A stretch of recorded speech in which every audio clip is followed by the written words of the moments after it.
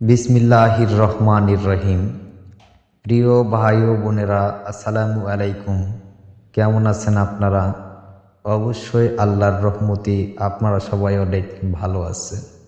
তো আজকের এই বিদ্যাটি হচ্ছে প্রেমিককে প্রেমে পাগল করিবার তদবির।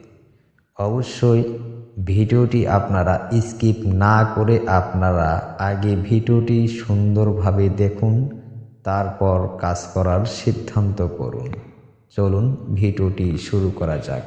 ঢাকা থেকে এক আপু আজকে আমাকে ফোন দিয়ে অনেকবার রিকোয়েস্ট করছে এবং অনেক কান্নাকাটি করছে, যে বলছে যে গুরুজি, আমি যে ছেলেকে ভালোবাসি সেই ছেলে আমাকে ভালোবাসতে চায় না, সে অন্য মেয়ের প্রতি ভালোবাসার আবদ্ধ হয়ে গেছে। আমি অনেকবার তাকে প্রস্তাব দিয়েছি, সে কোনোভাবেই রাজি হয়নি। সেই ক্ষেত্রে যদি কোনো আপুদের এই ধরনের বা এইরকম সমস্যা কিংবা প্রবলেম হয়ে থাকে, তাহলে আপনি একবার এই কাজটি প্রয়োগ করুন। ওই ছেলে যত বড়ই কঠোর হোক না কেন, এই কাজটি করার সঙ্গে সঙ্গে ওই ছেলে আপনাকে পাগলের মতো ভালোবেসে এবং আপনার কাছে ছুটে চলে আসবে।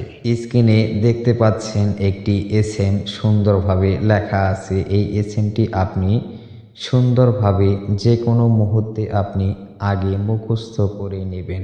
নিয়ম হচ্ছে, আপনি পাক পবিত্র হয়ে কোনো সুগন্ধি ফলের উপরে কিংবা ফুলের উপরে কিংবা কোনো সুগন্ধি বস্তুর উপরে আপনি এই এসএমটি 1000 বার পাঠ করে 1000 বার ফু দিবেন। অবশ্যই এসএমটি পড়া শেষ হয়ে গেলে অবশ্যই ছেলের নাম এবং ছেলের পিতার নাম বলতে হবে। তারপর আপনার নাম এবং আপনার মায়ের নাম বলতে হবে। সম্পূর্ণভাবে কাজটি ক্লিয়ার হওয়ার পর আপনি ওই সুগন্ধি ফল কিংবা খাবার যদি ওই ছেলেকে যে কোনো কৌশলে যদি আপনি একবার খাওয়াইতে পারেন, সে আপনাকে দেখার জন্য ছটফট ছটফট শুরু করে দিবে এবং আপনাকে ভালোবাসার জন্য অস্থির হয়ে যাবে। কিন্তু অবশ্যই এই কাজটি কখনো অন্যায়ভাবে কোনো আপু কিংবা বোন প্রয়োগ করবেন না।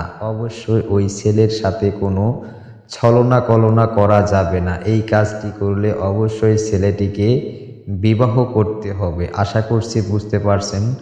ভালো থাকবেন, সুস্থ থাকবেন। ধন্যবাদ।